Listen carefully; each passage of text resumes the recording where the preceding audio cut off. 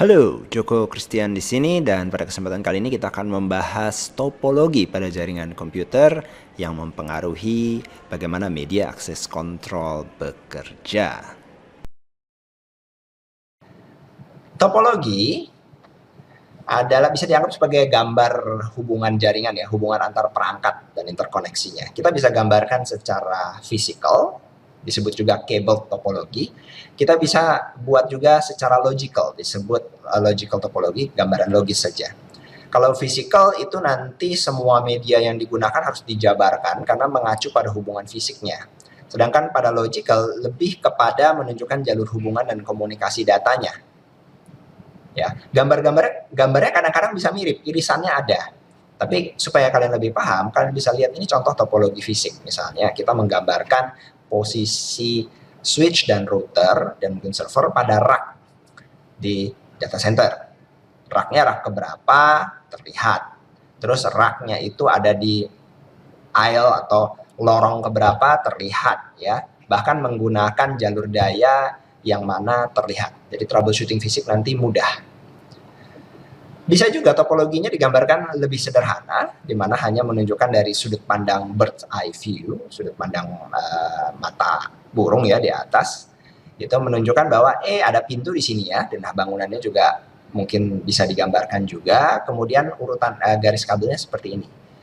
Agak penting pada topologi fisik untuk menunjukkan posisi kabel atau cablingnya yang real, supaya nanti saat troubleshooting, katakanlah kabelnya nanti ada masalah harus diperbaiki, bisa ditelusuri dengan mudah. Bisa juga topologi fisiknya mirip-mirip sekali, ini sudah beririsan sama topologi logis ya.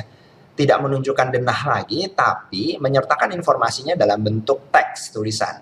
Jadi misalnya seperti ini terlihat, router 1 itu ada di rak 1, shelf 1 ya. Kemudian switch 3 itu ada di rak 1, shelf 1 juga. Tapi switch 5 ada di rak 1, shelf yang ketiga, dan seterusnya. Jadi tidak terlihat bird's eye view-nya, tapi informasinya dinyatakan secara tertulis. Masih bisa dihitung sebagai topologi fisik, meskipun ini irisannya sudah abu-abu ke arah topologi logis. Topologi logis juga ya seperti ini, mirip-mirip, tapi tidak perlu menyertakan posisi letak perangkatnya. Nah, sekarang kita lihat topologi logis yang sederhana. Yang sederhana itu topologi logis hanya menunjukkan gambaran umum interkoneksinya. Biasanya digunakan untuk sisi manajerial. Jadi di sini kalian bisa lihat bahwa ada hubungan antara jaringan sentral dengan jaringan London, Tokyo, dan New York. Ada hubungan antara London dengan Tokyo dan London dengan New York. Masing-masing kita bisa lihat di dalam awannya jenis layanannya. Tapi tentu saja tidak ditunjukkan di rak mana, tidak ditunjukkan juga ISP-nya menggunakan apa, tidak ditunjukkan berapa banyak routernya. Ini gambaran manajerial sekali. Jadi sisi manajerial biasanya menggunakan topologi logis sederhana seperti ini untuk mengambil decision atau mendapatkan gambaran umum.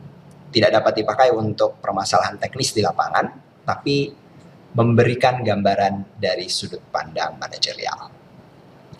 Berikutnya, topologi logik yang mungkin sedikit lebih detail dapat digunakan untuk dokumentasi sederhana adalah penyertaan pengalamatan IP-nya. Pengalamatan IP disertakan sehingga nanti kalau troubleshooting secara software, ya, secara logis bisa dilakukan. Tapi kalau kabelnya misalnya terputus, maka harus carinya kemana, belum tentu semudah topologi fisik. Karena di sini kan misalnya terlihat cuman ada kabel nih di classroom 1 diwakili oleh satu garis saja, padahal kenyataan di lapangan mungkin banyak. Nah, topologi logis bisa dibuat lagi lebih mendetail menyertakan informasi interface-nya. Meskipun informasi interface juga sebenarnya disarankan juga masuk di topologi fisik, wajib juga sih nomor interface-nya masuk di topologi fisik. Tapi pada topologi logis memang sifatnya tidak selalu wajib. Nah, tergantung levelnya. Di sini kelihatan disertakan interface-nya. Router 1 gigabit 001 larinya ke gigabit 01-nya switch 3 dan seterusnya. Bisa juga dibuat lebih mendetail lagi yang menyertakan informasi misalnya si perangkat ini menjalankan VLAN berapa. Nanti pembahasan VLAN ada di video berbeda sebenarnya di mata kuliah jaringan komputer kedua. Kemudian si router ini interface-nya apa saja namanya, terhubung ke switch yang mana, port ke berapa gitu ya. Bahkan kalau perlu nanti speed-nya berapa dan seterusnya bisa dimasukkan. Jadi level detailnya sebenarnya disesuaikan dengan kebutuhan. Nah, ini contoh lagi topologi logik yang lebih mendetail lagi. Nah, itu gambaran dari topologi logis dan fisik. Sekarang kita lihat topologi umum pada WAN. Topologi umum pada WAN, Wide Area Network, umumnya menggunakan satu atau lebih dari kombinasi berikut. Pertama point to point, kedua hub and spoke, dan ketiga mesh. Pada point to point adalah topologi yang paling sederhana, ada jalur permanen dengan dua titik akhir, node 1 dan node 2. Kedua node ini tidak perlu berbagi media dengan node lain, sehingga kalau node 1 ngirim, yang terima node 2. Kalau yang node 2 ngirim, yang terima node 1.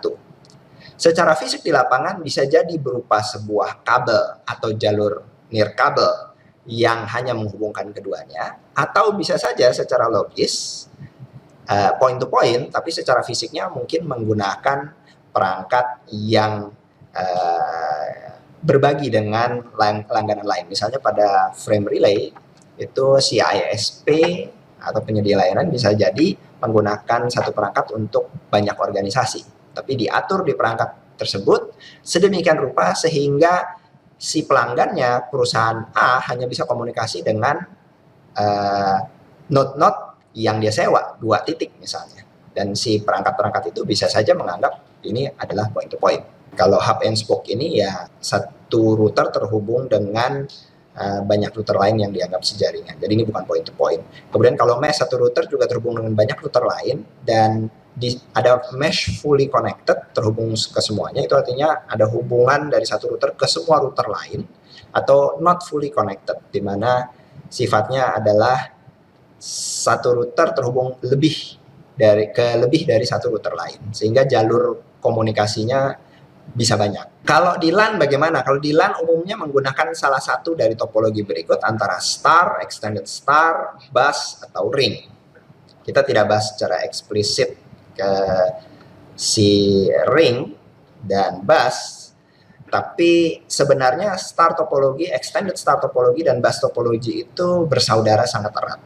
Karena komunikasinya dianggap berbagi dengan shared media sifatnya. Meskipun ring juga shared media, tapi biasanya pada ring lebih umumnya diimplementasikan nanti mekanisme ada giliran, ya. Jadi kalau shared media yang tidak menggunakan giliran itu star, extended star, dan bus. Nanti kita bahas lebih lanjut di bagian yang kedua untuk sifat pengirimannya. Lalu di sini star topologi, tiap end node terhubung dengan perangkat intermediate, bisa switch, bisa hub. Umumnya ya 99,99% sekarang pasti switch, karena hubnya sudah tidak dijual lagi dan itu teknologi lama. Kemudian ini paling mudah diimplementasi, scalable, mudah diperbaiki. Tapi secara performance mungkin akan mulai menurun jika nanti sudah makin banyak.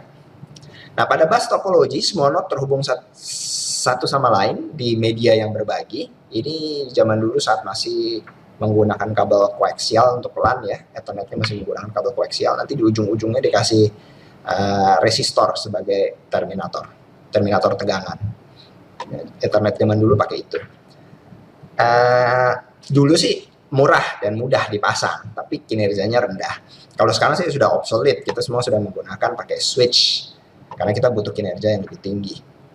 Nah, lalu ada extended star dan hybrid topology. Extended star atau hybrid topology ini gabungan. Jadi star ditarik rantai ke star yang lainnya lagi. Ini paling sering digunakan di local area network saat ini. Secara kinerja sangat bervariasi tergantung kompleksitasnya dan protokol yang dipakai, kualitas media, dan konfigurasi. Yang terakhir ring itu biasanya untuk fiber distributed data interface dan juga termasuk topologi lama yang digunakan terbatas. Jadi saat ini yang paling umum adalah topologi star atau extended star yang digunakan, dan perangkat intermediate-nya berupa switch. Dan tolong diingat ada bagian media yang berbagi, tidak seperti pada point to point, ya. Nah, jadi ini termasuk kategorinya shared media. yang akan dibahas di penjelasan terpisah ya. Bentuk pengirimannya nanti juga bisa half duplex, kirim dan terima bergantian, atau full duplex, kirim dan terima pada saat yang bersamaan. Kalau kalian langganan dengan provider di rumahan, katakanlah IndiHome atau First Media atau yang lain, satu kabel fiber masuk, itu adalah half duplex ya. Jadi kirim dan terimanya bergantian. Demikian penjelasan bagian pertama, topologi. Jangan lupa like dan subscribe, dan pastikan Anda juga menyaksikan bagian kedua, media sharing. Saya juga Sisi undur diri, terima kasih.